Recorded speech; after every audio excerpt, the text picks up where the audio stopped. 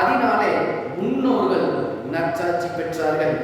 விசுவாசத்தினாலே நாம் உலகங்கள் தேவனுடைய வார்த்தையினால் உண்டாக்கப்பட்டதென்றும் இவ்விதமாய் காணப்படுகிறவைகள் தோன்றப்படுகிறவைகளால் உண்டாகவில்லை என்றும் அறிந்திருக்கிறோம்.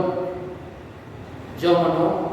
பரலோக தகப்பனே, ஆண்டவரே இயேசுவின் நாமத்தில் வருகிறோம். ஆண்டவரே, எங்கே போவோம்? நித்திய ஜீவ வசனம் எடுத்து வாசிக்கிறோம். நித்திய ஜீவ வசனங்களாய் நாங்கள் வருகிறோம். இந்த வார்த்தைகளை கொண்டு எங்களுக்கு போதிக்கக்கூடிய சொல்லிக்கிறோம். சத்தியத்தை அறிந்து கொண்டு அதை புரிந்து கொண்ட மக்களாக வாழ்க்கையில வெற்றி காண ஆவியானவர்கள் உதவி செய்கிறீர். அதற்காக நன்றி. இயேசுவின் நாமத்தில் பிதாவே, ஆமென். பாருங்க, விசுவாசத்தை குறித்து நாம் தொடர்ந்து போதித்து வருகிறோம். விசுவாசம் எப்படிப்பட்டது? விசுவாசிக்கிறவனுக்கு எல்லாம் கூடும் என்று சொன்னாரே ஆண்டவர். அப்ப எப்படி விசுவாசிக்க வேண்டும்? யாரை விசுவாசிக்க வேண்டும்?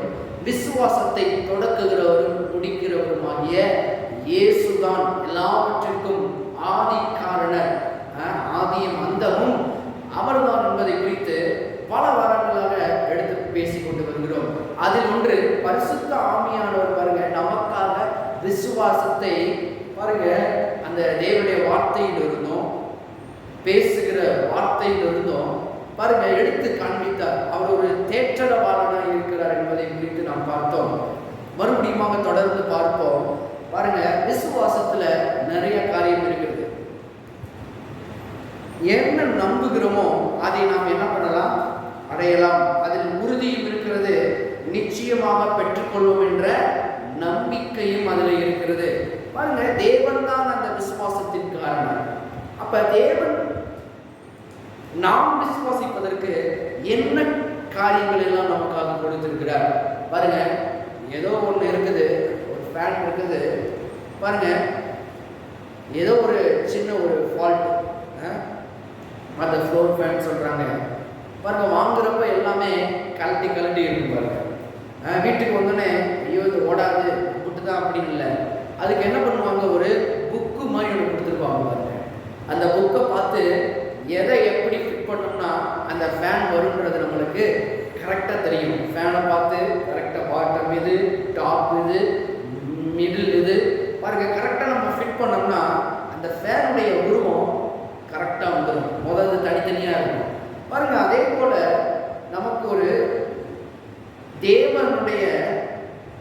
தேவன் செய்து வைத்திருக்கிற காரியங்களை நாம் பாருங்க சரியாக நாம் பார்த்து அதை பயன்படுத்தும் போது நாம் விசுவாசத்தின் அடுத்த லெவலுக்கு செல்ல முடியும்.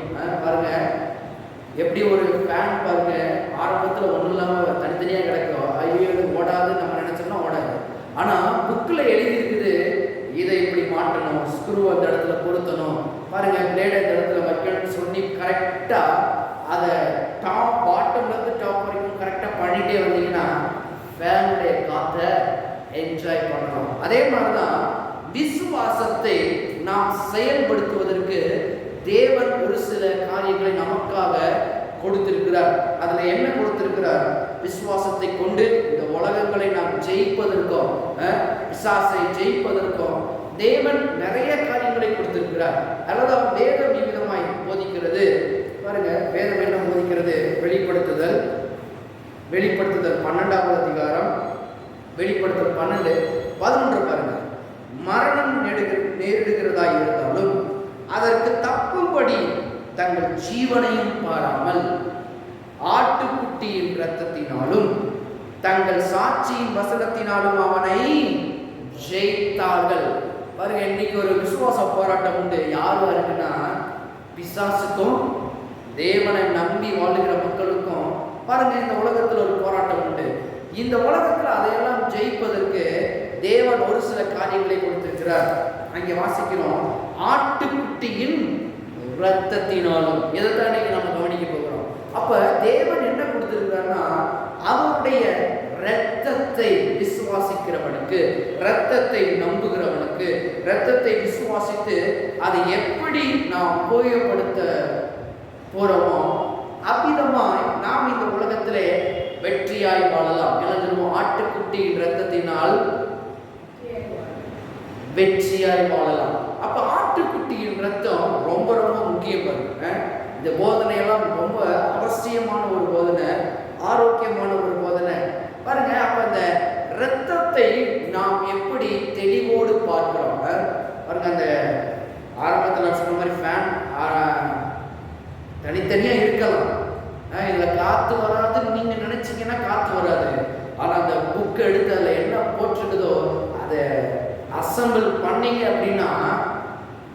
அந்த பிளட்ல மாட்டும் போது என்ன பண்ணலாம், இப்ப அந்த காத்தை என்ஜாய் பண்ணலாம். அந்த கூலிங் காத்து வருது பாருங்க, என்ஜாய் பண்ணலாம்.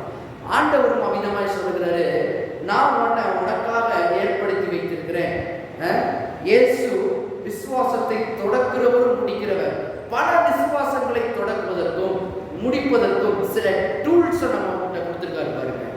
ஃபேனை மாற்றுறதுக்கு எப்படி இந்த மேனுஃபேக்சர் மேனுவலில் அந்த இருக்கிற ஃபார்முலா படி நம்ம பண்ணிட்டோம்னா காத்தை என்ஜாய் பண்ணலாம். அதே போல வெற்றியாய் வாழ்வதற்கு தேவன் இங்கே ஒரு காரியத்தை எழுதியிருக்கிறார். ஆட்டுக்குட்டியின் இரத்தத்தினால் ஜெயித்தார்கள். முதலாவது பாருங்க. அப்ப ஆட்டுக்குட்டியின் இரத்தத்தை குறித்து முதலாவதாக நாம் அறிந்து கொள்ள வேண்டும். அந்த அறிகின்ற அறிவு விசுவாசத்தை கொண்டு வரும்.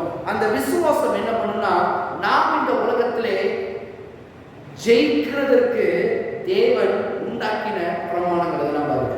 அப்ப இதெல்லாம் கற்றுக்கொண்டு நாம் செயல்படும் பொழுது தேவன் மிக மிக மிக ஆசையாக காத்து கொண்டிருக்கிறார். இதெல்லாம் எடுத்து பயன்படுத்த மாட்டானா பாருங்க. இந்த ரத்தத்தை சாதாரணமா திரும்ப நினைச்சிட்டாங்க. ஆவியானவர் பாருங்க என்னைக்குமே ஒரு சில காலகட்டங்கள்ல திரும்பவும் நமக்கு ஞாபகப்படுத்துகிறவராய் இருக்கிறார். அப்ப ரத்தத்தினால், அந்த ரத்தத்தின் வல்லமை, இந்த கம்யூனியன் ரொம்ப முக்கியம் பாருங்க. எதுக்கு நம்ம கம்யூனியன் எடுக்கிறோம்? இது என் நினைவாக செய்யுங்கள் என்று கர்த்தர் சொன்னார். ஏன் இந்த நினைவை கர்த்தர் வைக்க சொல்றாரு? ஏன் இந்த ரத்தத்துல அவ்வளவு என்ன இருக்குது? இந்த ரத்தத்துல வல்லமை என்ன? தொடர்ந்து நாம் பார்க்க போகிறோம். விசுவாசத்தின் அடித்தளத்துல தேவன் ஒரு டூல் நம்மளுக்கு வச்சுக்கிறாரு.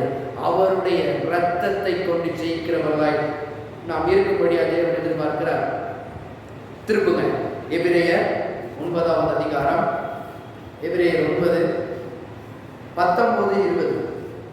எப்படி எனில் மோசே நியாயப்பிரமாணத்தின்படி சகல ஜனங்களுக்கும் எல்லா கட்டளைகளையும் சொன்ன பின்பு இளங்காலை, வெள்ளாட்டுக்கடா இவைகளின் இரத்தத்தை தண்ணீரோடும் சிவப்பான ஆட்டு மயிரோடும் ஈசோப்போடு கூட எடுத்து புஸ்தகத்தின் மேலும் ஜனங்கள் எல்லார் மேலும் தெளித்து, தேவன் உங்களுக்கு கட்டளையிட்ட உடன்படிக்கையின் இரத்தம் இதுவே என்று சொன்னார். பாருங்க, இயேசுவின் இரத்தத்தை குறித்த ஒரு அறிவு இன்று நமக்கு வேண்டியதா இருக்கிறது. எபிரேயர் 9:19-20 படி அந்த வசனம் சொல்லுகிறபடி நமக்கு நிச்சயமாகவே இரத்தத்தின் அறிவு வேண்டும். இந்த இரத்தம் தான் நம்மளை பாதுகாக்கிற இரத்தம். இந்த இரத்தம் தான் பாருங்க மோசே சொல்ற பாருங்க இந்த இடத்துல எபிரேயர் 9:20, தேவன் உங்களுக்கு கட்டளையிட்ட உடன்படிக்கையின் இரத்தம். நல்லா கவனிங்க, தேவன் உங்களுக்கு கட்டளையிட்ட உடன்படிக்கையின் இரத்தம். இதெல்லாம் கொஞ்சம் ஞாபகத்துக்கு கொண்டு வரணும் பாருங்க. பவுல் இதை குறித்து எழுதும் போது இரத்தத்தின் வல்லமையை குறித்து எழுதினார். இதுதான் உங்களுக்கு தேவன் கொடுத்த உடன்படிக்கையின் இரத்தம். அதனால அவர் சொன்னாரு, இது என்னுடைய பாத்திரத்தினால் ரத்தத்தினால் ஆகிய புதிய உடன்படிக்கையா இருக்கு. ஏன் இந்த ரத்தத்துக்குள்ள, ஏன் இந்த ரத்தத்தை ஆண்டவர் அவ்வளவு மேன்மையாய் பார்க்கிறார்னா, இந்த ரத்தத்திற்கு பின்னாடி மிகப்பெரிய சம்பவம் நடக்கிறது. இந்த ரத்தத்தை கொண்டு எவன் ஒருவன் சூஸ் பண்ணி விசுவாசித்து காரியங்களை நடத்த வைக்கிறானோ அவனுக்கு இந்த உலகத்திலே வெற்றிகள் குமையும். தேவன் ஒரு டூல் என்ன கொடுத்துருக்காருன்னா, ஒன்று ஆட்டுக்குட்டியின் ரத்தத்தின் மூலமாக. ரொம்ப முக்கியமான ஒன்று பாருங்க. அந்த வசனம் சொல்கிறபடி நமக்கு நிச்சயமாகவே இரத்தத்தின் அறிவு வேண்டும். இதன் அடிப்படையிலும் பாருங்க, புதிய ஏற்பாட்டில் நீங்க பார்த்தீங்கன்னா பஸ்கா பண்டிகையானது ஒப்புக்கொள்ளப்படத்தக்கதாக இருக்கிறது. ரொம்ப ஒரு முக்கியமான காரியத்தை இங்கே நம்ம திரும்ப பார்க்கலாம். புஸ்தகத்தின் மேலும் ஜனங்கள் எல்லாரும் மேலும் தெளித்து பாருங்க, இதை தெளிக்க வேண்டும். எந்த ரத்தத்தை தெளிக்க வேண்டும்? எந்த ரத்தத்தை அவர் சொல்ல வருகிறாரு? 20 தேவன் உங்களுக்கு கட்டளையிட்ட உடன்படிக்கையின் ரத்தம் இதுவே என்று சொன்னார். அது என்ன ரத்தம்? அது என்ன காரியத்தை குறிப்பிடுகிறது? பாருங்க, நம்ம நினைக்கலாம் ரத்தம்ன்றது ஏதோ ஒரு பகுதியில் இருக்குது, ஏதோ ஒரு இதில் சொல்லப்பட்டிருக்குது அப்படின்னு. ஆனால் வேதாகமத்தை பொறுத்த வரைக்கும் வேதாகமே ரத்தத்தை குறித்த ஒரு புஸ்தகம் தான் பாருங்க. பழைய ஏற்பாடுலேருந்து புதிய ஏற்பாடு வரைக்கும் ரத்தத்தை உள்ளடக்கியதாக இருக்கிறது. ஆதியாகமம் முதல் வெளிப்படுத்துதல் வரை பாருங்க, இரத்தத்தை குறித்து நிறைய காரியங்கள் பேசப்பட்டு கொண்டே இருக்கிறது. யாரெல்லாம் கிறிஸ்து இயேசுவின் உடன்படிக்கையின் இரத்தத்துக்குள்ள இருக்கிறாங்களோ, இரத்தத்தை பாருங்க, இரத்தத்திற்கு மரியாதை கொடுத்தவர்கள் எத்தனை பேரோ எல்லாரும் வெற்றியாய் வாழ்ந்தார்கள் என்று வேதத்தில் போதிக்கிறது. ஆதியாகமம் 4வது அதிகாரம் பாருங்க காண்பிக்கிறது. ஆதியாகமம் 4வது அதிகாரம் 10வது வசனம் பாருங்க. அதற்கு அவர், என்ன செய்தாய்? உன் சகோதரனுடைய இரத்தத்தின் சத்தம் பூமியிலிருந்து என்னை நோக்கி கூப்பிடுகிறது. அங்க அவன் சொல்றது பார்க்கலாம் பாருங்க, காயினுடைய இரத்தம் வெறும் ஒரு சாதாரணமான இரத்தம் அல்ல. அந்த இரத்தம் அவன் இறந்ததுக்கு அப்புறம் என்ன பண்ணுதா? ரத்தம் பேசுகிறது, ரத்தம் கூப்பிடுகிறது. பாருங்க, முதல் பழைய ஏற்பாட்டில் முதல் ஆதியாகமத்திலேயே இந்த இரத்தத்தை குறித்து ஒரு சம்பவத்தை இங்க வாசிக்க ஆரம்பிக்கிறோம். பாருங்க, அவர்கள் தப்பு பண்ணதுக்கு அப்புறம் தேவன் ஆட்டுக்குட்டியின் இரத்தத்தை பாருங்க ஒரு விளக்கு அடிச்சு அவர்களுக்கு என்ன பண்றாரு? ரத்தத்தை அவங்க கண் முன்னாடி பார்க்குறாங்க, உடம்புல என்ன பண்றாரு? அதை போர்த்தி மூடி விடுகிறார். இந்த ரத்தத்தை குறித்து அவர்களுக்கு ஒரு வெளிப்பாட்டை கொடுத்து கொண்டே இருக்கிறார்.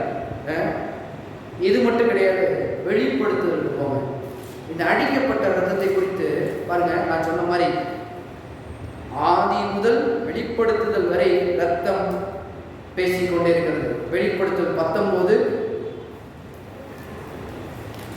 பாருங்க. இரத்தத்தில் தோய்க்கப்பட்ட வஸ்திரத்தை தரித்திருந்தார், அவருடைய நாமம் தேவனுடைய வார்த்தை என்பதை. அப்ப எல்லா இடங்களிலும் ரத்தம் இருக்கிறதை காண்கிறோம். அந்த மாதிரி ஆதியாகமத்திலிருந்து வெளிப்படுத்தல் வரைக்கும் இருக்குது. மோசையின் காலத்துல இருக்குது, ஆபிரகாம் காலத்துல நீங்க மோரியா மலையில போய் வழிகிறத பார்க்கலாம். பாருங்க, நிறைய இடங்கள்ல இந்த ஆட்டுக்குட்டி ரத்தம் சிந்தப்படுகிறதோ, இயேசுவின் ரத்தம் சிந்தப்படுகிறதோ ஒரு மிகப்பெரிய ஒரு அடையாளமா இருக்கிறது. அப்ப ரத்தத்தை குறித்து தேவன் சொல்லிக் கொண்டே வருகிறார். இன்னைக்கு பாருங்க, ரத்தத்தை குறித்து ஒரு அறிவு நமக்கு வேணும். ரத்தத்தை குறித்து ஒரு விசுவாசம் உள்ள மனது நமக்கு வேணும். ரத்தம் என்ன செய்ய போகிறது? ரத்தம் என்ன செய்து கொண்டிருக்கிறது? ரத்தத்தின் மேன்மை என்ன? ரத்தத்தின் வெளிப்பாடு என்ன என்பதை நாம் கற்றுக்கொண்டோம் என்றால், நான் சொல்லுகிறேன், ஒவ்வொரு இடங்களிலும் ரத்தத்தை அறிகின்ற அறிவினால் வெற்றியாய் நாம் வாழ முடியும். அப்ப மூன்றாவதாக, மாம்சத்தின் உயிர் ரத்தத்தில் தான் இருக்கிறது. அதனால பாருங்க, காயின் செத்ததுக்கு அப்புறம் அவருடைய ஜீவன் என்ன பண்றது? அந்த ரத்தம் பேசிக்கொண்டு இருக்கிறது. பாருங்க, ரத்தத்துல தான் உயிர் இருக்கிறது. லேவியராகமம் 17வது அதிகாரம், லேவியராகமம் 17:11 மாம்சத்தின் உயிர் இரத்தத்தில் இருக்கிறது. நான் அதை உங்களுக்கு பலிபீடத்தின் மேல் உங்கள் ஆத்துமாக்களுக்காக பாவ நிவர்த்தி செய்யும்படிக்கு கட்டளையிட்டேன். ஆத்துமாவிற்காக பாவ நிவர்த்தி செய்கிறது இரத்தமே. அப்ப பாருங்க, இரத்தம் தான் நம்மளுடைய பாவ நிவர்த்திக்கான ஒரு அடையாளமாக இருக்கிறது. இந்த இரத்தம் மட்டும் இல்லை அப்படின்னா மனுஷனுடைய பாவங்கள் மன்னிக்கப்பட முடியாது. இரத்தம் இல்லைன்னா இன்னைக்கு மனுஷன் எல்லா இடங்களிலும் வெற்றிகரமாய் வாழ முடியாது. இந்த இரத்தம் இல்லைன்னா அவன் பாதுகாக்கப்பட முடியாது. பாருங்க, இரத்தம் எப்படிப்பட்ட வேலையை செய்கிறதா இருக்கிறது பாருங்க. இன்னைக்கு ஒளி இருளை மேற்கொள்வது போல மரணத்தை ஜீவன் மட்டுமே மேற்கொள்ள முடியும். இன்னைக்கு ஒரு இருள் இருக்குது பாருங்க, இருள் பாருங்க ஒளியை மேற்கொள்வது போல மரணம் என்கிற சக்தி இங்க இருக்குது. இந்த மரணத்தை மேற்கொள்வதற்கு ஜீவன் மட்டுமே மேற்கொள்ள முடியும். பாருங்க, அதனாலதான் மாம்சத்தின் உயிர் என்ன இருக்கிறது? இரத்தத்தில் இருக்கிறது. இந்த இரத்தத்துல தான் ஜீவன் இருக்கிறது. காயின் இரத்தத்தை சிந்தப்பட்டவுடனே அவனுடைய ஜீவன் ஒண்ணு இல்லாம போகுது. ஆனா அந்த ரத்தம் என்ன பண்ணுது? ரத்தத்துல ஜீவன் இருக்கிறதுனால சத்தமாய் கூப்பிடுகிறது. உன்னுடைய சகோதரனின் ரத்தம் எனக்காக என்னை நோக்கி கூப்பிட்டு கொண்டிருக்கிறது வாசிச்சோம். அப்ப ரத்தத்துல ஜீவன் எங்க இருக்கிறது? ரத்தத்தில் இருக்கிறது. நல்லா கவனிச்சுக்கோங்க. ஜீவன் எங்க இருக்கிறதுனால நம்ம என்ன பண்றோம்? ஆவியில ஒரு ஆவியா இருக்குது, அது இதான் இல்லை. ஜீவன் எங்க இருக்குதுன்னா ஜீவன் நம்முடைய ரத்தத்தில் இருக்கிறது. பாருங்க, தேவன் ஆதாமை படைத்தார். ஆதியாகமம் 2வது அதிகாரம் பாருங்க, கவனிக்கலாம். ஆதியாகமம் 2:7 பாருங்க. தேவனாகிய கர்த்தர் மனுஷனை பூமியின் மண்ணினாலே உருவாக்கி கவனிங்க, ஜீவ சுவாசத்தை அவன் நாசியிலே ஊதினார், மனுஷன் ஜீவ ஆத்துமாவானான். பாருங்க, அவன் சரீரத்தில் ரத்தம் இருந்தது. ஆனா கர்த்தர் தம்முடைய சொந்த ஜீவனை ஊதும் வரை அவனுக்கு ஜீவன் என்பது இல்லை. மண் பாருங்க, களிமண்ணை கொண்டு உருவாக்குறாரு, பர்ஃபெக்டா வந்துட்டான், உள்ள எல்லாமே செயல்படுது. ஆனா அவனுக்கு என்ன இல்லை, ஒரு பொம்மை, ஆனா உயிர் இன்னும் வரல. எப்ப தேவன் அவன் நாசியிலே தன்னுடைய சுவாசத்தை அவனுடைய சுவாச படியாய் ஊதினாரோ, இப்ப அவனுக்குள்ள என்ன இருக்கிறது, ஜீவன் பிறப்பிக்க ஆரம்பிக்கிறது. அப்ப அந்த ஜீவன் என்னது, ரத்தம் தான். அந்த ஜீவன் ரத்தம் ஓடுகிறது பாருங்க. கர்த்தர் தன்னுடைய சொந்த ஜீவனை ஊதும் வரை அவனுக்கு என்ன இல்லை, ஜீவன் இல்லை. அப்ப ரத்தம் தான் ஜீவன். ஜீவன் என்றால் ரத்தத்திற்கான அடையாளம். இன்னைக்கு ஜீவன் இருக்குதா அப்படின்னா நீங்க என்ன கேட்குறீங்க, மூக்கு மேல கையை வச்சு ஜீவன் இருக்குது? இல்லை இல்லை, ஜீவன் தான் என்னது, ரத்தத்தில் இருக்குது. இந்த ரத்தம் வெளியே போயிடுச்சுன்னா பாருங்க, ஜீவன் இருக்காது. அன்னைக்கு ஆண்டவராக இயேசு கிறிஸ்து அப்படிதான், அதே சிசுக்கு ரத்தத்தையும் சிந்தும் பொழுது தன் ஜீவனை அப்புறம் தான் பாருங்க விட்டார். இதெல்லாம் எதற்கு அடையாளம்? இதுக்கும் அதுக்கு என்ன அடையாளம்? தொடர்ந்து ஒன்றொன்றாக பார்த்தா போகிறோம் இந்த ரத்தத்தை குறித்து. அப்ப ரத்தத்தில் என்ன இருக்கிறது, ஜீவன் இருக்கிறது. ஜீவன் தான் ரத்தமாக இருக்கிறது. பாருங்க, ஜீவன் ஒரு ஆவிக்குரிய பொருள். அதை சுமக்க என்ன வேண்டும், சரீரம் வேண்டும். தேவனுடைய ஜீவனை சரீரத்தில் ரத்தம் சுமந்து செல்கிறது. நான் மறுபடியும் சொல்கிறேன், தேவனுடைய ஜீவனை இந்த சரீரத்தில் சுமப்பதற்கு எது தேவைப்படுகிறது, ரத்தம் தேவைப்படுகிறதா இருக்கிறது. அதனாலதான் ஆண்டவராக இயேசு கிறிஸ்து சொன்னாரு, இந்த என்னுடைய ரத்தத்தினாலான புதிய உடன்படிக்கையா இருக்கிறது. இந்த ரத்தம் ஜீவனை பிறப்பிக்கிறதா இருக்கிறது. ஒண்ணு இல்லாம இருக்கிறவர்கள் நான் சொல்கிறேன், ஜீவனை கொண்டு வருகிற ரத்தம். பாருங்க, இந்த ரத்தம் நிறையவற்றை செய்கிறது. இந்த ரத்தத்தால் பாதுகாப்பு நமக்கு உண்டாகிறது என்று வேதம் போதிக்கிறது. திரும்ப எபிரேயர் 11, எபிரேயர் 11வது அதிகாரம், எபிரேயர் 11, எபிரேயர் 11வது அதிகாரம் 28 பாருங்களேன். விசுவாசத்தினாலே அவர்கள் சிவந்த சமுத்திரத்தை உலர்ந்த தரையை கடந்து போவது போல கடந்து போனார்கள். எகிப்தியர் அப்படி செய்ய துணிந்து அமிழ்ந்து போனார்கள். 29, 28 வாசிக்கிறேன். விசுவாசத்தினாலே முதற் பேரானவைகளை சங்கரிக்கிறவன் இஸ்ரவேலரை தொடாதபடிக்கு அவன் பஸ்காவையும் இரத்தம் பூசுதலாகிய நியமத்தையும் ஆசரித்தான். இரத்தத்தை எப்படி பயன்படுத்த வேண்டும் என்று இங்கே வேதம் போதிக்கிறது பாருங்க.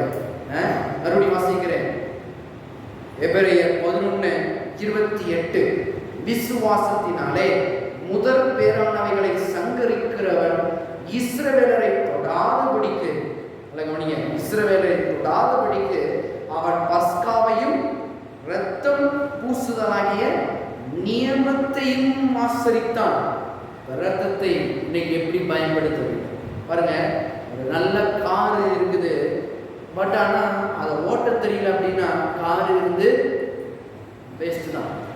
ஒரு நல்ல பாருங்க எலக்ட்ரிக் ஸ்டவ் இருக்குது, அதை என்ன வேணாலும் பண்ணலாம், குக்கிங் பண்ணிக்கலாம், டீ போடலாம், என்ன வேணாலும் பண்ணலாம். ஆனால் அதை யூஸ் பண்ண தெரியல அப்படின்னா அந்த எலக்ட்ரிக் ஸ்டவ் வேஸ்ட், தூக்கி ஓரத்தில் வைக்க வேண்டியதான். இயேசுவின் ரத்தம் நமக்கு பாதுகாப்பாக இருக்கிறது. எவ்ரிடே, ஒவ்வொரு நாளும் லைஃப்ல அது நம்மளை பாதுகாக்கிறதா இருக்கிறது. பழைய ஏற்பாடுல பாருங்க, அந்த ரத்தத்தின் நிமித்தம் தான் ஒவ்வொரு இடங்களிலும் தேவன் அவர்கள் என்ன பண்ணார், பாதுகாத்து கொண்டே சென்று கொண்டே இருந்தார். நல்ல கவனிங்க, இந்த ரத்தத்தை பூசப்பட்ட நிமிஷங்கள் இருந்து அவர்களுடைய பாதுகாப்பு இன்க்ரீஸ் ஆகிறதை நாம் பார்க்கலாம். ரத்தம் பாதுகாப்பின் அடையாளமாக இருக்கிறது. யாத்ராகமம் 12, கவனிக்கிறேன், யாத்ராகமம் 12 7வது வசனம் பாருங்க. யாத்ராகமம் 12:7. அதன் இரத்தத்தில் கொஞ்சம் எடுத்து நாங்கள் அதை புசிக்கும் வீட்டு வாசல் நிலைக்கால்கள் இரண்டிலும் நிலையிலும் மேற் சட்டத்திலும் தெளித்து, எபிரேயரில் எழுதப்பட்டிருக்கல, அவர்கள் தெளித்து எல்லாவற்றையும் செய்தார்கள். எப்படி செஞ்சாங்க? நிலையின் மேற் சட்டத்திலும் தெளித்து. 13 பாருங்க. நீங்கள் இருக்கும் வீடுகளில் அந்த இரத்தம் உங்களுக்கு அடையாளமாய் இருக்கும். அந்த இரத்தத்தை நான் கண்டு, எல்லாரும் நான் கண்டு உங்களை கடந்து போவேன். நான் எகிப்து தேசத்தை அழிக்கும் போது அழிக்கும் வாதை உங்களுக்குள்ளே வராதிருக்கும். அப்ப நம்முடைய மக்களை காப்பாற்ற எகிப்திலிருந்து பல வேலைகளை பாருங்க ஆண்டவராக இயேசு கிறிஸ்து செய்யறத பாருங்க, தம்முடைய மக்களை காப்பாற்றுவதற்கு. இப்ப தம்முடைய மக்கள் இந்த அழிவிலிருந்து காக்கப்பட வேண்டும் என்பதற்காக ஒரு அறிவுரையை, ஒரு அறிவை தேவன் மோசேக்கு கொடுத்தார். என்ன அறிவு? இந்த ரத்தத்தை என்ன பண்ணணும்ப்பா, நீ புசிக்க, இதை என்ன பண்ணணும், மாம்சத்தை சுட்டு சாப்பிடணும். ஆனா ரத்தத்தை நீ என்ன பண்ணணும்? செழிக்கணும். தெளிக்கப்பட்ட வீடு வாசல்களில் தெளிக்கப்படணும் பாருங்க. அப்ப நான் அதை பார்த்து என்ன பண்ணுவேன்? கடந்து போகிறவனாய் இருப்பேன் என்று வேதம் போதிக்கிறது. இந்த அறிவை மோசேக்கு தேவன் கொடுக்கிறவராய் இருக்கிறார். எபிரேயர்ல பார்த்தோம்ல, சங்கரிக்காத படிக்கு. அப்ப பாதுகாப்பு இன்னைக்கு எங்க இருக்கிறது அப்படின்னா, உலகத்துல அங்கங்க ஆக்சிடென்ட் நடக்குது, அங்கங்க விபத்துகளும் நாச மோசங்களும் அழிவுகளும் உண்டாகி கொண்டிருக்கிறது. இதை எல்லாவற்றையும் மேற்கொள்வதற்கு, தேவனுடைய பிள்ளைகள் பாதுகாப்பாக இருப்பதற்கு இந்த இரத்தத்தை நாம் விசுவாசிக்க வேண்டிய கட்டாயத்தில் இருக்கிறோம். பாருங்க, உலகத்துல அங்கங்க பெண்களுக்கு பாதுகாப்பு இல்லை, சின்ன பிள்ளைகள் இருக்கலாம், பெரியவர்களா இருக்கலாம், பாதுகாப்பு இல்லாம இருக்குது. ஆனா நான் சொல்லுகிறேன், இந்த இரத்தத்தை எவன் ஒருவன் இயேசு கிறிஸ்துவின் இரத்தத்தை விசுவாசிக்கிறவனுக்கு என்றென்றும் பாதுகாப்பு உண்டு. பாருங்க, ஒரு நாள் ஒரு பிள்ளை பாருங்க, ஒரு 2 பேர் கொண்ட ஒரு மாணவ பசங்க பாருங்க, இது உண்மையா நடந்தது, கடத்திட்டு போயிட்டாங்க பாருங்க. அந்த பிள்ளை ஒரு காலேஜ் படிக்கிற பொண்ணு. கடத்திட்டு போனவங்க பாருங்க, ஏதோ அந்த பிள்ளைக்கு அந்த இருக்கிற இடம் எதுவுமே தெரியாத மாதிரி கண்ணை கட்டி தூக்கிட்டு போயிட்டாங்களாம். தூக்கிட்டு போய் ஒரு இதில் அடைச்சி வச்சிருந்தாங்களாம். பாருங்க, அந்த பிள்ளை எந்திரிச்சோன்னே பாருங்க, ஒரு பழைய ஒரு ரூம்ல அடைக்க வைக்கப்பட்டிருந்ததை கண்டதை பாருங்க. பார்த்துட்டு பாருங்க, கையை கட்டாம விட்டு போயிட்டாங்க. அதனால என்ன பண்ணிச்சா, கண்ணில் கட்டிருந்ததை அவுத்துட்டு பார்க்குதான், ஏதோ பழைய ஒரு இடம் மாதிரி தெரியுது. ஆனா எங்க இருக்கிறேன்ற அந்த பிள்ளைக்கு ஒரு எதுவுமே இல்லை. ஆனா அந்த பிள்ளைக்கு போதிக்கப்பட்டிருந்த போதனை, இயேசுவின் ரத்தத்தை குறித்து ஒரு அறிவு இருக்கின்றனால அதை என்ன பண்ணிச்சா, உடனே பாருங்க வெறுன்னு இயேசுவை நோக்கி ஜெபம் பண்ண ஆரம்பிச்சாங்க. ஆண்டவரே, அந்த பொல்லாதவரின் கண்களுக்கு நீரனை விலக்கி பாதுகாக்கிறபடியால் உனக்கு ஸ்தோத்திரம். உங்களுடைய ரத்தத்தில் மறைந்து கொள்ளுவேன் ஆண்டவரே. அன்னைக்கு பாதுகாக்கின்ற ரத்தம் சங்கார தூதனுக்கு இருந்து விலக்கி பாதுகாத்தது போல, ஆண்டவரே, என்னை விலக்கி பாதுகாக்கிற அந்த ரத்தத்தை நான் விசுவாசிக்கிறேன்.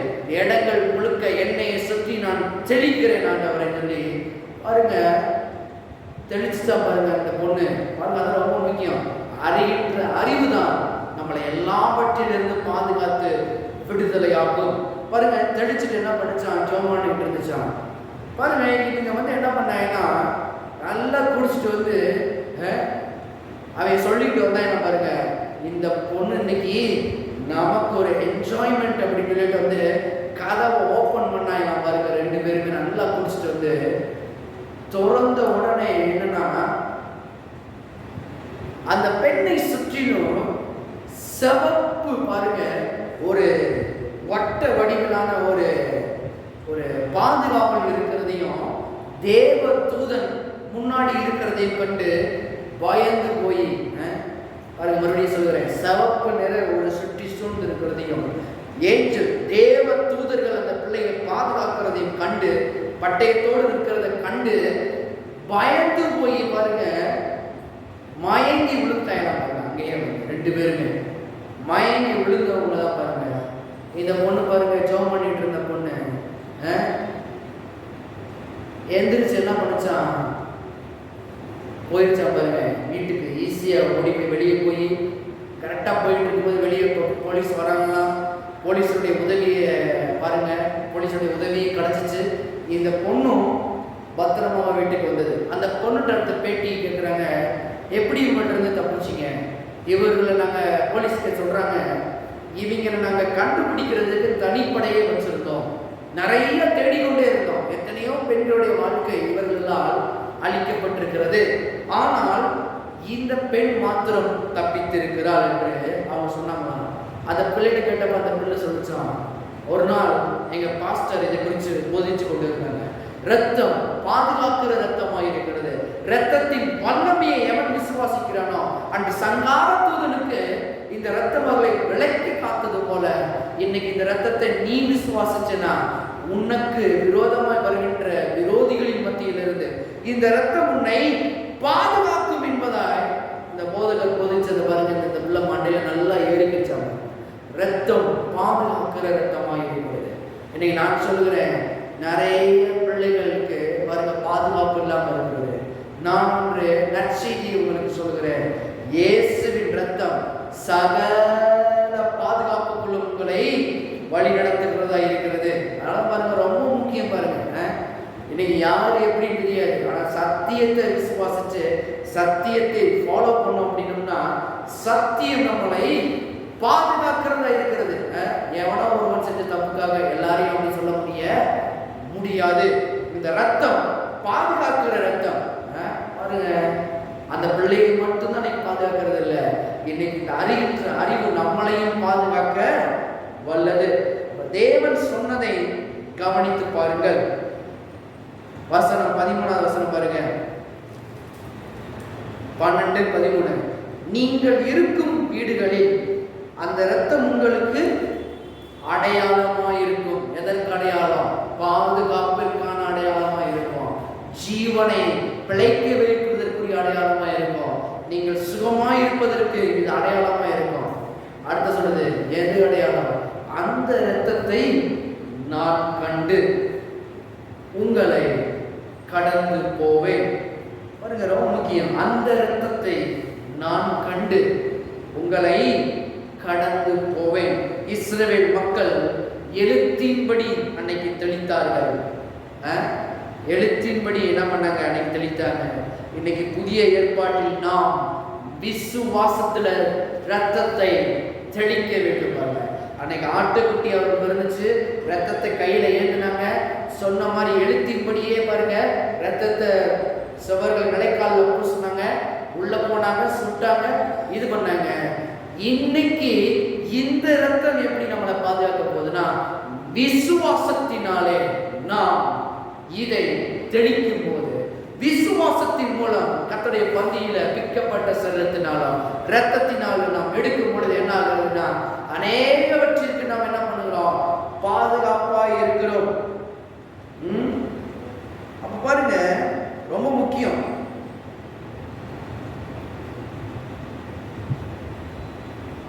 அப்ப இதை எப்படி நம்ம யூஸ் பண்ண போறோம்? விசுவாசத்துல விசுவாச அறிக்கை பண்ணுகிறதன் மூலமாக இயேசுவின் ரத்தத்தை என் வாழ்க்கையில் தெளிக்கிறேன். சொல்லணும் பாருங்க, என் வீட்டில் தெளிக்கிறேன் என்று நாம் விசுவாசத்தோட அறிக்கை செய்கிறவர்களாய் என்று இருக்க வேண்டும். பாருங்க, இந்த வீட்டில் குட்டி சத்தா இருக்குது, இந்த வீட்டில் பேய் இருந்துச்சு, இந்த வீட்டில் தான் ஒரு பொண்ணு தூக்கு போட்டு செத்துச்சு, இந்த வீட்டுக்கெல்லாம் போகாதீங்க. நான் சொல்றேன், எந்த வீட்டுக்கு போனாலும் இயேசுவின் ரத்தத்தை நாம் தெளிக்கும் பொழுது அந்த இடங்களில் நம்மளுக்கு என்ன உண்டு? பாதுகாப்பு உண்டாகிறது. சங்காரத்தோடு ரெடியா நிற்கிறான். ஆனா ஆண்டவருடைய வார்த்தையின்படி பூசினவர்களுக்கு இரத்தத்தை கண்டு கடந்து போகிறவராய் இருக்கிறார். இன்னைக்கு நான் சொல்கிறேன், உங்களுக்கு பாதுகாப்பு ஒன்று இருக்கிறது. அது எங்க இருக்கிறது? இயேசுவின் வல்லமையான ரத்தம் ஒன்று இருக்கிறது. இந்த ரத்தத்தை நாம் தெளிக்கும் பொழுது அநேக நாச மோசங்களுக்கு, பட்டயங்களுக்கு நாம் விளக்கி நீங்களாக்கப்படுகிறோம். நம்ம சொல்லணும் பாருங்க, இயேசுவின் ரத்தத்தை என் வாழ்க்கையில் தெளிக்கிறேன். சொல்லணும் பாருங்க, காயப்பட்ட வாழ்க்கையில தெளிக்கிறேன், புண்பட்ட வாழ்க்கையில தெளிக்கிறேன், என் வீட்டில் தெளிக்கிறேன். என்னுடைய வீட்டில் சமாதானத்தை கெடுத்து வருகிற அநேக காரியங்கள் மேல ரத்தத்தை தெளிக்கிற இயேசுவின் ரத்தத்தை விசுவாசத்துல. இன்னைக்கு விசுவாசம் தான் முக்கியம். அன்னைக்கு அவர்களுக்கு எல்லாமே காணக்கூடியதா இருந்தது. அதனால விசுவாசம் எப்படி இருக்கிறது? எபிரேயர் 11 வருஷம் பார்த்தீங்களா?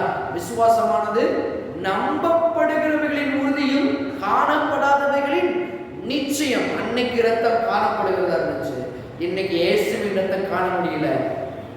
ஆனா இயேசுவின் ரத்தத்தை எவன் விசுவாசிக்கிறானோ, அவருடைய வல்லமையை எவன் விசுவாசிக்கிறானோ அவன் தெளித்தான். நான் மறுபடியும் ரத்தத்தை விசுவாசித்து தெளித்தால் நிச்சயமாகவே பாதுகாக்கும் என்று வேதம் திட்டவட்டமாக போதிக்கிறது. அதனாலதான் கர்த்தருடைய பந்தியும் தேவன் வைத்திருக்கிறார். இதை ஒவ்வொரு தடவையும் நினைவுபடுத்துங்க. ரத்தம் என்ன செய்கிறது, ரத்தம் என்ன செய்து கொண்டிருக்கிறது பாருங்க. அதெல்லாம் மண்டையில ஓட பாருங்க. நாம் இப்பொழுது தினமும் ரத்தத்தை தெளித்து ஜெபம் பண்ண வேண்டும். பாருங்க எப்படி ஜெபம் பண்றது. ஒவ்வொரு தடவை ரத்தத்தை எப்படி தெளித்து ஜெபம் பண்றது? நம் வீடுகளில, வாழ்க்கையில, எனக்குள்ள எல்லா பகுதிகளிலும் நீர் என்னை பொறுப்பாக வைத்திருக்கிற இடம் எல்லாவற்றின் மேலும் உம்முடைய ரத்தத்தை நான் தெளிக்கிறேன். என் வீட்டின் மேல தெளிக்கிறேன். வீட்டுல யார் அன்னைக்கு பாதுகாவலர்கள்? ஆண்கள் தான் பாதுகாவலர்கள். அவங்க தான் குடும்பத்தை பார்க்கணும். இந்த ரத்தத்தை இன்னைக்கு தெளிக்கிற வேலை இன்றும் புதிய ஏற்பாடுல இருக்குது பாருங்க. நம் வீடுகள்ல தெளிக்கணும், வாழ்க்கையில தெளிக்கணும். எனக்குள்ள எல்லாவற்றிலும் நான் தெளிக்கிறேன் கர்த்தாவே. நீர் என்னை பொறுப்பாக வைத்திருக்கிற இடங்களிலே இந்த ரத்தத்தை தெளிக்கிறேன். நான் ஒரு ஹோட்டலுக்கு போகும்போது ஹோட்டலை சுற்றி நம்முடைய ரத்தத்தை தெளிக்கிறேன். பாதுகாவலை நான் கட்டவிழ்த்துடுகிறேன். இயேசுவின் நாமத்தினால கட்டவிழ்த்தும். Bank account, bank passbook, ATM மேல ரத்தத்தை தெளிக்கிறேன். யாராவது எனக்கு விரோதமாய் வந்து எடுக்க முயற்சிக்கின்ற பொழுது அதை இந்த பேங்க் அந்த பணத்தை நீர் பாதுகாக்கும்படியாக ரத்தத்தை தெளிக்கிறேன். எனக்கு பாருங்க, ஏதோ ஒரு தவறா தெரியாத லிங்க் தொட்டுறாங்க, பணம் காணாம போயிருக்கு. நான் சொல்லுகிறேன், ரத்தத்தை உங்க பேங்க் அக்கௌண்ட்ல தெளிங்க. இயேசுவின் ரத்தம் பாதுகாக்கிற ரத்தம். இதைத்தான் ஜாய்ஸ் மேயர் சொல்றாங்க. ஒவ்வொரு நாளும் ரத்தத்தை பாருங்க, நான் என் பேங்க் அக்கௌண்ட்ல நான் தெளிக்கிற இயேசுவின் நாமத்தினால சொல்லி ரத்தத்தை, இயேசுவின் ரத்தத்தை தெளிப்பாங்க. இதை சரியாய் நான் பயன்படுத்த வேண்டும்.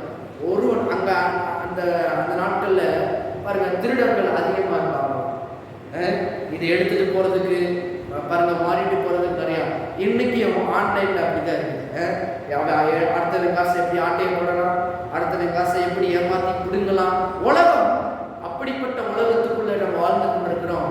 உலகம் அப்படித்தான் இருக்குது. இன்னைக்கு பாருங்க, கஷ்டப்பட்டு ரொம்ப பாருங்க, ரொம்ப தாழ்மையில இருக்கிறவங்க பாருங்க, ரொம்ப கஷ்டப்பட்டு தாழ்மையில இருக்கிறவங்க சிறுக சிறுக சேர்த்து வைக்கிறாங்க. ஆனா பாருங்க, திடீர்னு இதுக்கு பிடிக்கிறாங்க, அதுக்கு பிடிக்கிறாங்கன்னு சொல்லி பணத்தை எடுக்கிறாங்க. திடீர்னு பார்த்தா பணம் இருக்கிறத காணாம போயிருக்கு. போய் கேட்டால் என்ன சொல்றாங்க? ஏதோ தவறான லிங்கை டச் பண்ணிட்டீங்க, ஃபோனில் வந்திருக்கிறவனுக்கு என்ன பண்ணிட்டீங்க, உங்களுடைய பின்ன சொல்லிட்டீங்க. பாருங்க, எவ்வளவு ஏமாத்தி பிடுங்குகிற அந்த உலகத்தின் மத்தியில நான் சொல்லுகிறேன், இந்த ரத்தம் பாதுகாக்கிற வழி. பணத்தை பாதுகாக்க சிறந்த வழி என்ன? லாக்கரா கிடையாது. லாக்கரை உடச்ச போயிடும். பேங்க்ல போட்டா பேங்க் சரத்தை காணாம போயிடும். வட்டி கிட்ட அதிலே எடுத்துடுறாங்க பாருங்க, சர்வீஸ் சார்ஜ். அப்ப நான் சொல்லுகிறேன், பணத்திற்கு ஒரு பாதுகாப்பு இருக்கிறது. வேதம் போதிக்கிறது என்னது? பணத்துல ஒரு பாதுகாப்பு என்ன? இயேசுவின் ரத்தத்தை அதன் மேல தெளிங்க. என் கூகுள் ஆப்ல நான் தெளிக்கிறேன். ஆண்டவரே, நான் யூஸ் பண்ற ஆப்புகள் மேல உடைய ரத்தத்தை தெளிக்கிறேன். ஒருவனும் அதை எடுத்துக்கொள்ள முடியாது. ஏனென்றால் உங்களுடைய பாதுகாவல என் ரத்தம் என்னை பாதுகாக்கிறதா இருக்கிறது. அப்ப இன்றிலிருந்து நாம் ரத்தத்தை தெளிக்க ஆரம்பிக்க வேண்டும். அதற்கு அடியில் இருக்க வேண்டும் பிள்ளை மீது. என் பிள்ளைகள் மேல ரத்தத்தை நான் தெளிக்கிறேன். என் பேர பிள்ளைகள் மேல ரத்தத்தை தெளிக்கிறேன். ஆண்டவரே, அடிக்கடி பலவீனமா உங்க பேர பிள்ளை ஆகுறாங்களா? அடிக்கடி உங்க பிள்ளைகள் பலவீனம் ஆகுறாங்களா?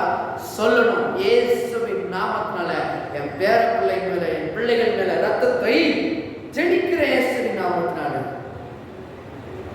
சுகவீனத்தை திருட வருகிற பிசாசின் கரங்களை கடித்து கொள்ளுகிறேன். வைரஸின் கிருமிகளை கடித்து கொள்ளுகிறேன். ரத்தத்தை நான் தெளிக்கிறேன். ஆர்கன்ஸ் மேல தெளிக்கிறேன். ஒவ்வொரு பகுதிகள் மேல இயேசுவின் ரத்தத்தை நான் தெளிக்கிறேன். இன்னைக்கு நாம தெளிக்க வேண்டும். விசுவாசத்தில் எல்லாவற்றையும் செய்ய வேண்டும். பாருங்க, கார் ஓட்டும் போது இயேசுவின் நாமத்தினால ரத்தத்தை சுற்றி தெளிக்கிறேன். இன்னைக்கு எத்தனையோ ஆக்சிடென்ட் பாருங்க, நல்லா போறவங்க லாரிக்காரங்க எங்களுக்கு தெரிஞ்சுக்கோ பாருங்க, நல்லா தான் ஓட்டிகிட்டு வந்தாரு, அங்கிட்ட இருந்து வந்தவே வேகமா வந்து 2 வீலர் வந்துட்டு இருந்தாரு, ஆக்சிடென்ட் ஆகி பாருங்க ஹாஸ்பிட்டல் இருக்கிறாங்க. நான் சொல்லுகிறேன், இயேசுவின் ரத்தம் நம்மளை பாதுகாக்கிறது. இந்த ரத்தத்தின் அறிவு தெரிஞ்சிருந்தா, இந்த ரத்தத்தின் வல்லமை உங்களுக்கு தெரிஞ்சிருந்தா, நான் சொல்லுகிறேன், எங்க போனாலும் உங்களுக்கு பாதுகாப்பு. உங்களை தொட எந்த பிசாசுனாலும் எந்த மனிதர்களாலும் உங்களை தொட முடியாது. ஏனென்றால் இந்த ரத்தம் உங்களை பாதுகாக்கிற ரத்தமாக இருக்கிறது. வீட்டின் மேல ரத்தத்தை தெளிக்கும் இயேசுவின் நாமத்தினால. திருடர்கள் எத்தனை பேர் இருக்கிறாங்க, நான் சொல்லுகிறேன், இவர்கள் எல்லாவற்றிலிருந்து பாதுகாக்கிறது இயேசுவின் ரத்தமாக இருக்கிறது. சரீரத்தின் மேல பிசாசு சரீரத்தை கொள்ளடிக்கிறதுக்கு முயற்சி பண்ணலாம். வியாதியை கொடுக்க வரான், பலவீனத்தை கொடுக்க வரான், சோர்வு கொடுக்க வரான், எண்ணங்கள் மேல ஏதோ நம்மளுக்கு பிடிக்கிட்டு இவனை எப்படியாவது டவுன் பண்ணிடணும் நினைக்கிறான். ஆனா கர்த்தருடைய ரத்தம் அதை பண்ண விடாத அளவுக்கு நம்மை சுற்றி பாதுகாக்கிறதா இருக்கிறது. ஆமென். அப்ப பாருங்க, இன்னைக்கு சில பேர் கல்யாணத்தின் மூலம் பாதிக்கப்பட்டவர்கள், மக்களால் பாதிக்கப்பட்டவர்கள், அதனால் ஏற்படுத்தப்பட்ட காயம், மனைவி விட்டுட்டு போயிட்டான், கணவன் விட்டுட்டு போயிட்டான், பிள்ளைகள் ஏமாத்திட்டு போயிட்டாங்க. பாருங்க, இன்னைக்கு சொல்றாங்க, பிள்ளைகள் வந்து என்ன பண்றாங்க, சொத்தை ஏமாத்தி வாங்கிட்டு நடுத்தரில் விட்டுட்டு போயிட்டாங்கன்னு சொல்லி கதறாங்க.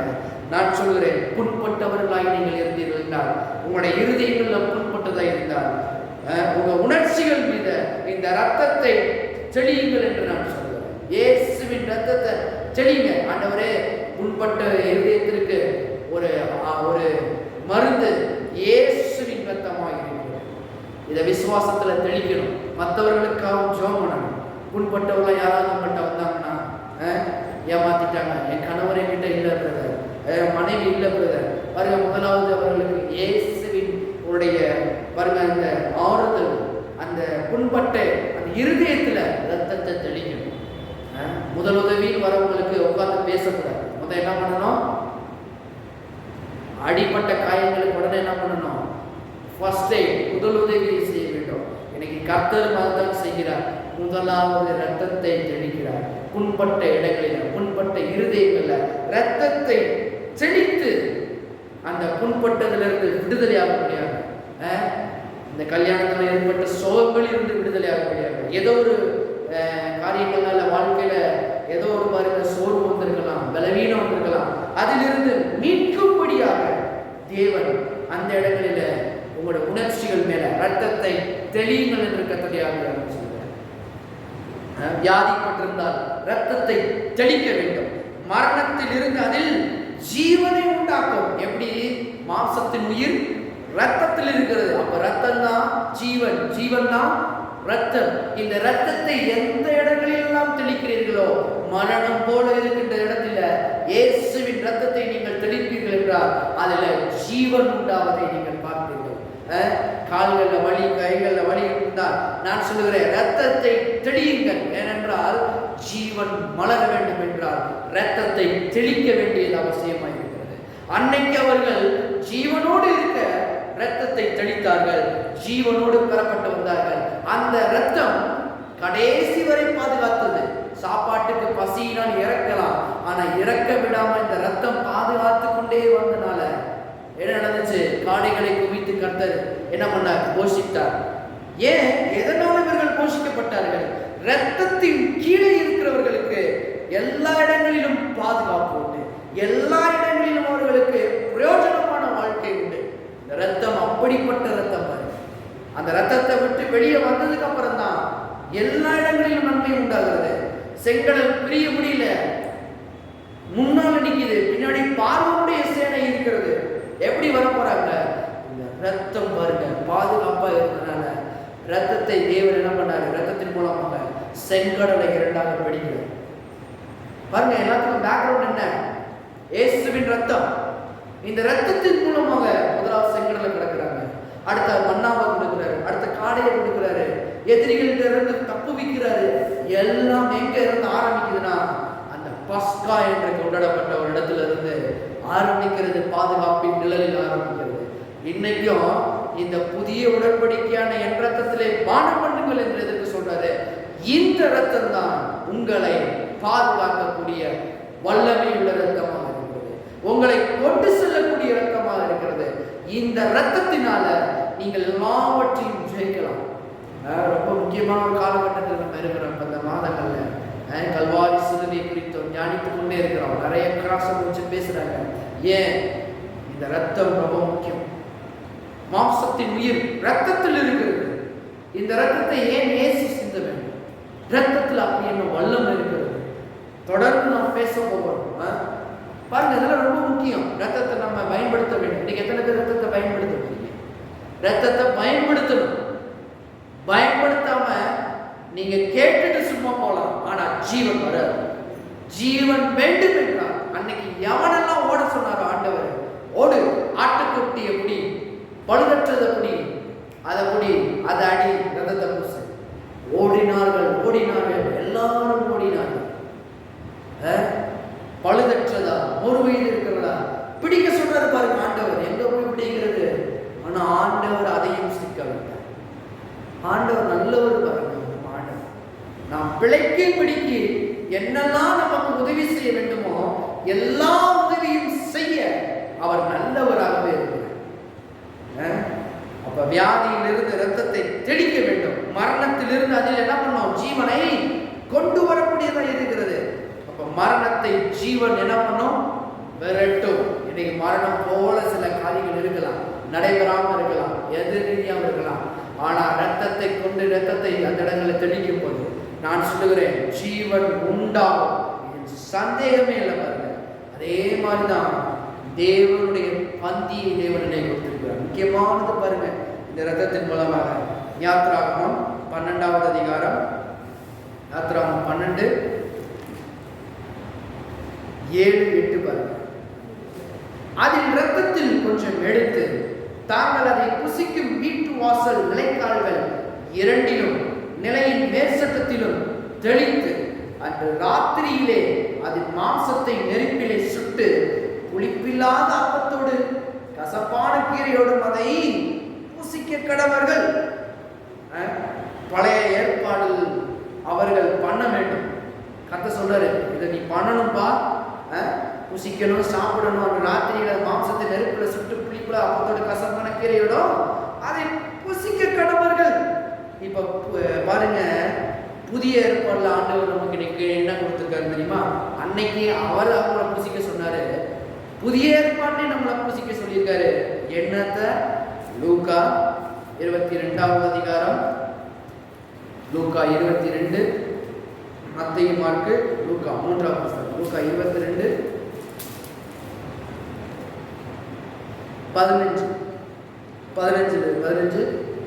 அப்பொழுது அவர் அவர்களை நோக்கி, நான் பாடுபடுகிறதற்கு முன்னே உங்களுடனே கூட இந்த பஸ்காவை புசிக்க மிகவும் ஆசையாயிருந்தேன். அவர் என்ன பண்ண போறாரா? பாடுபடுவதற்கு முன்பாக. ஏன் பாடுபடுவதற்கு முன்பாக இதை புசிக்க ஆசையா இருந்தாரு? அவருக்கு பாடு, அவருக்கு வேதனை, அவருக்கு தண்டனை. ஆனா ஆசையா இருக்கிறது யாரு? இது எல்லாவற்றையும் ஏற்றுக்கொள்ள போகிற ஆண்டவராகிய இயேசு கிறிஸ்து இதுல ஆசையா இருக்கிறார். ஏன்? இவருக்கு அடிக்கப்பட போகிறது. அன்னைக்கு பழைய ஏற்பாட்டில் அந்த ஆட்டுக்குட்டி அடிக்கப்பட போகிறது. அந்த ஆட்டுக்குட்டி ஒண்ணுமே தெரியாம ஏதோ ஒரு காடுகளையோ மேடுகளையோ மேய்த்து கொண்டிருந்தது. அதை பிடிக்கிறாங்க, ஃப்ரீயா தெரிஞ்சது இப்ப அடையப்படுகிறது. அதை கூட்டிட்டு வராங்க. காலை முதல் என்ன பண்றாங்க? வளைக்கிறாங்க. அதை கழுத்தின் மேல காலை வச்சு என்ன பண்றாங்க? ஒரு ஆட்டை கழுத்தை முதல் அறுக்கிறாங்க. அது என்னன்னே தெரியாம அது ஜாலியா இருந்து பிறந்து வாலிப இதுல இருந்த ஒரு ஆடை தூக்கிட்டு வந்து ரத்தம் சொட்ட சொட்ட சொட்ட அதை அறுக்கிறாங்க. உள்ளெல்லாம் துடிக்கிறது, நரம்பெல்லாம் துடிக்கிறது. பாருங்க, அந்த ஆட்டையினுடைய தோலெல்லாம் அறுத்து போட்டு உள்ள இதெல்லாம் மாம்சத்தை எல்லாம் கிளீன் பண்ணி அதை வேற சுட்டு, ஏற்கனவே செத்தாச்சு பாதி உசுறு, ரத்தம் வெளியே போயிருச்சுன்னா என்ன ஆயிடுச்சு? ஜீவன் இல்ல, ஜீவன் இல்லை. இருந்தாலும் அதில் என்ன பண்றாங்க? சொல்றாங்க. இன்னைக்கு அந்த ஆடை போல ஆண்டவராய் இயேசு கிறிஸ்து வாழ்க்கை கொடுமையான பருவத்தில் அவர் போகும்போது அவரை பிடிக்கிறாங்க. ரத்தம் சொட்ட சொட்ட சொட்ட அவருடைய தலையின் மேல முள்முடி, பிக்கப்பட்ட சரீரங்கள், காயங்கள், போற்றவர் அடிக்கிறாங்க. எல்லாவற்றையும் ஏற்றுக்கொள்ளுகிறவராய் இருந்தார் நம்முடைய ஆண்டவர். ஏற்றுக்கொண்டு பாருங்க, அவரும் அதே மாதிரியே துடிக்க துடிக்க துடிக்க எல்லாரையும் அடிக்கிறாங்க, பண்றாங்க. ஆனாலும் அவருக்கு ஒன்று இருந்தது, இதுல ஆசையா இருந்தார். என்ன மாதிரி பாருங்க, நம்முடைய தேவன் நம்மளை பாதுகாக்க, நம்மளை வாழ வைக்க அவர் ஆசையாக இருக்கிறார். எதன் மூலம்? இரத்தத்தின் மூலமாக. இப்ப 20வது வசனம் பாருங்களேன். போஜனம் பண்ணின பின்பு அவர் அந்தபடியே பாத்திரத்தையும் கொடுத்து, இந்த பாத்திரம் உங்களுக்காக சிந்தப்படுகிற என்னுடைய இரத்தத்தினாலாகிய புதிய உடன்படிக்கையாக இருக்கிறது என்றார். பாருங்க, மனிதர்கள் அன்னைக்கு தேடி ஓடி சுட்டு புசிக்க வேண்டும். இன்னைக்கு புதிய ஏற்பாட்டில் தேவனே அதை செய்திருக்கிறார். நீ ஓட வேணாம், தாம வேணாம், எங்கேயும் போக வேணாம். என்னுடைய இரத்தத்தினாலாகிய புதிய உடன்படிக்கையை நான் உங்களுக்கு கொடுக்குறேன். இந்த இரத்தத்தை, என் இரத்தத்தை நினைவு கூர்ந்து பானம் பண்ணுகிறவனுக்கோ நித்திய ஜீவன். நித்திய ஜீவன் வேணுமா? இன்னைக்கு வேதம் போட்டுக்கிறது, அநியாயமாய் அபாத்திரமாய் பானம் பண்ணுகிறவர்கள் உங்களில் சிலர் நித்திரையாய் இருக்கிறார்கள் என்று பவுல் சொல்றதெல்லாம் பார்க்கலாம். அபாத்திரமும் கம்யூனின்றது சாதாரணமான காரியம் இல்லை. இடத்தையும் வாங்கணும், குடிச்சிட்டோம் அப்படி இல்லை. தவறான பழக்க வழக்கங்களை செய்து தப்பான இதுல பாருங்க, வாழ்க்கையை தப்பு தப்பா செஞ்சு விட்டு தைரியமா வந்து இந்த கம்யூனியில பங்கு பெறுகிறவர்களுக்கு வேதம் போதிக்கிறது, உங்களில் சிலர் நித்திரையாய் இருக்கிறார்கள். கம்யூனி என்றது சாதாரணமான ஒன்று இல்லை. தேவன் அங்கீகரித்த ஒரு பந்தி, சாதாரண பந்தி இல்லை. அவருக்கு தண்டனை, அவருக்கு வேதனை. இப்ப எவன் ஒருவன் இந்த பந்தியை விசுவாசித்து எனக்காக அடிக்கப்பட்டார், எனக்காக நொறுக்கப்பட்டார், எனக்காக எல்லா பாடுகளையும் ஏற்றுக்கொண்டார் என்று எவன் ஒருவன் விசுவாசித்து, இனி நான் இந்த பாவத்திற்குள் செல்ல மாட்டேன், இனி நான் இந்த பாவ பழக்கங்களை செய்ய மாட்டேன் என்று இயேசுவிடம் மன்னிப்பு கேட்டு திரும்ப வரவனுக்கு தான் மறுபடியும் நித்திய ஜீவன் உண்டாகிறது. அபாத்திரமாய் பானம் என்றால் நித்திரை என்பது வேதத்தில் போட்டிருக்கிற ஒன்று. இன்னைக்கு நிறைய பேர் பாருங்க, கம்யூனியனோட எல்லாரும் கொடுக்குறாங்க, வாங்குங்க, நானும் வாங்கி சாப்பிட்றேன். ஆனா வாழ்கின்ற வாழ்க்கையும் இதுவும் சம்பந்தமே இல்லாத. தேவன் சொல்றாரு, அப்படின்னா நீ ஜாக்கிரதையா இரு என்று வேதம் போதிக்கிறது. வருகின்ற அடுத்தது கம்யூனியன் இந்த வெள்ளிக்கிழமை குட் ஃப்ரைடே அப்போ நான் தொடர்ந்து எடுக்க போகிறேன். இயேசுவின் ரத்தத்திற்கும் அவர் பட்ட பாடுகளின் மூலமாக அந்த ரத்தத்திற்கும் இந்த கம்யூனியனுக்கும் மிகப்பெரிய சம்பந்தம் உண்டு. இந்த பந்திக்கும் ரொம்ப முக்கியம் பாருங்க. ஏனோ தான் எடுக்கிறது இதுல கிடையாது. இன்னைக்கு அவருடைய கரமே அடித்து, தேவனுடைய அடித்து சிலுவையில் தொங்கினார். லூக்கா 23, லூக்கா 23வது அதிகாரம் 46. இயேசு, பிதாவே, உம்முடைய கைகளில் என் ஆவியை ஒப்புவிக்கிறேன் என்று மகா சத்தமாய் கூப்பிட்டு சொன்னார். இப்படி சொல்லி ஜீவனை விட்டார். பாருங்க, சாகவே சாவார்கள் என்று பழைய ஏற்பாடுல தேவன் சொன்னார் பாருங்க. அதே போல உடல் ரீதியா என்ன பண்ணார்? முதலாவது ஆண்டவர். ஏனென்றால் மாம்சத்தின் உயிர் எங்க இருக்கிறது? ரத்தத்தில் இருக்கிறது. ரத்தம் கடைசி சொட்டு ரத்தம் சிந்து முடிச்சதுக்கு அப்புறம் தான் இதை அவர் சொல்றது பாருங்க. பிதாவே, உங்களுடைய கைகளில் என் ஆவியை ஒப்புவிக்கிறேன். எல்லா ரத்தம் வெளியே போயிடுச்சு. மீதி இருக்கிறது தண்ணியும் ஒரு சொட்டம் தான். அதுவும் இப்ப வந்துருச்சு, முடிச்சு. புதிய ஏற்பாட்டுல அவருடைய ஜீவனை நம்முடைய ஜீவனால் புதுப்பிக்கிறவராய் இருக்கிறார் இன்னைக்கு தேவன். யோவான் 10:11. அன்னைக்கு அவர் ஜீவனை விட்டாரு ரத்தத்தின் மூலமாக. இப்ப இந்த ரத்தத்தை எவன் ஒருவன் பானம் பண்ணுகிறானோ, இந்த ரத்தத்துல அவருடைய பந்தியில் எவன் ஒருவன் விசுவாசித்து பானம் பண்ணுகிறானோ, இன்னைக்கு அவர்களுக்கு இந்த ஜீவன் உள்ளே புதுப்பிக்கப்படுகிறதா இருக்கிறது. யோவான் 10:11 பாருங்க. நானே நல்ல மேய்ப்பன், நல்ல மேய்ப்பன் ஆடுகளுக்காக தன் ஜீவனை கொடுக்கிறான்.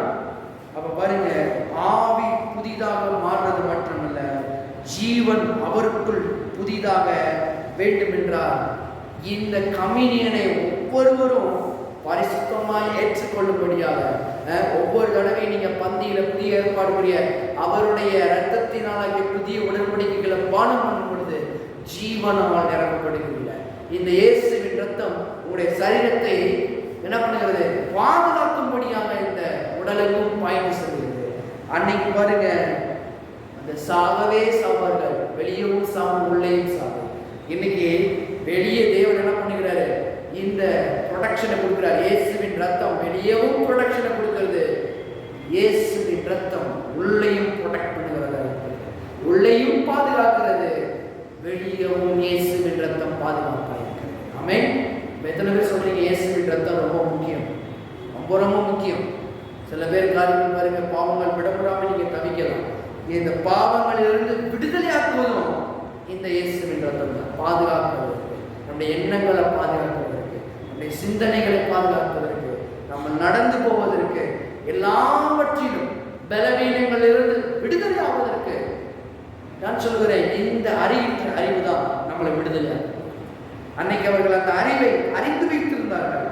ஓடி ஓடி திரியணும். பழைய ஏற்பாடுல, புதிய ஏற்பாடுல அப்படி கிடையாது. தேவனே எல்லாவற்றையும் செய்து முடித்திருக்கிறார். இந்த பந்தியை ஆயத்தப்படுத்தி வைத்தது யாரு? ஆண்டவராகிய இயேசு கிறிஸ்து.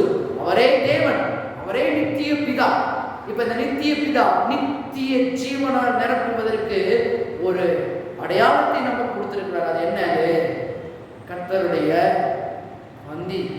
இந்த பந்தியில விசுவாசத்தோடு நாம் பானம் பண்ணப்படுது. நான் சொல்கிறேன், அவருடைய ஜீவன் நமக்குள்ள பாய்கிறதா இருக்கிறது. ஆமென். இப்ப எத்தனை பேர் சொன்னீங்க கம்யூனியன் ரொம்ப ரொம்ப முக்கியம்? எத்தனை பேர் சொன்னீங்க கம்யூனியன் ரொம்ப முக்கியம்? ரொம்ப ரொம்ப முக்கியம். பாருங்க, இந்த கம்யூனியனை சாதாரணமா நம்ம என்ன பண்ணக்கூடாது, நினைச்சிடக்கூடாது. அதனாலதான் ரத்தம் எவ்வளவு மேன்மையானது என்பதை நாம் தொடர்ந்து நாம் எண்ணங்களிலே புதுப்பித்துக் கொண்டே வந்தோம் என்றால், நான் சொல்கிறேன், இந்த ரத்தத்தின் மூலம் நமக்கு நிச்சயமாக பாதுகாக்கப்படும்